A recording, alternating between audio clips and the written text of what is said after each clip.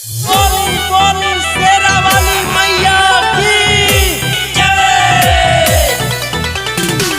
सैया माई देवी है ललनमा ललनमा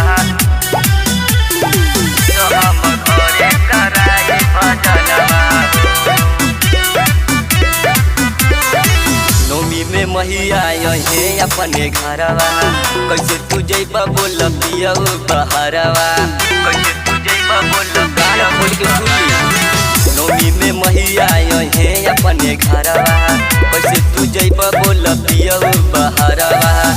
मैया लगे बैठी के मानब 9 दिन बरदनवा हो।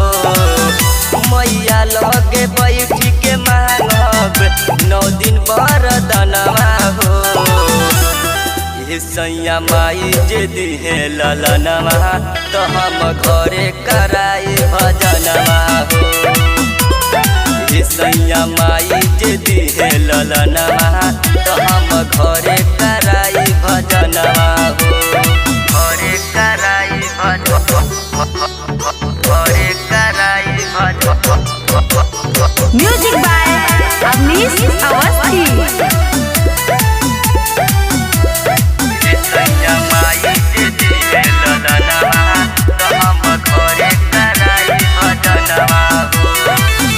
सब दुख हरली है माई महतारी और जी लगावे सभे माई के दुआरी माई के दुआरी। सब दुख हरली है माई महतारी और जी लगावे सभे माई के दुआरी। मोहन में बलल साह पूरा करी है सपनवा हो। मोहन में बलल साह पूरा करी है सपनवा हो। ये सैया माई जे दिहे ललनवा तो हम घरे कराई भजनवा हो। ये सैया माई जे दिहे ललनवा तो हम घरे कराई भजनवा हो। घरे कराई घरे कराई प्रेजेंटेड बाय साई म्यूजिक।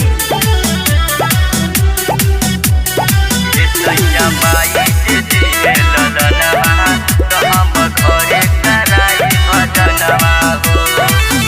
9 दिन रही है शैलेश हमनी के साथ हो। मंटू तो गई है भजन माई के लेके हाथ हो। माई के लेके हाथ हो। 9 दिन रही है शैलेश हमनी के साथ हो। मंटू तो गई है भजन माई के लेके हाथ हो। सनी सलेश बैठले माई के पजरवा हो। सनी सलेश बैठले माई के पजरवा हो। ये सैया माई जे दिहे ललनवा तो हम घरे कराई भजनवा हो। ये सैया माई जे दिहे ललनवा तो हम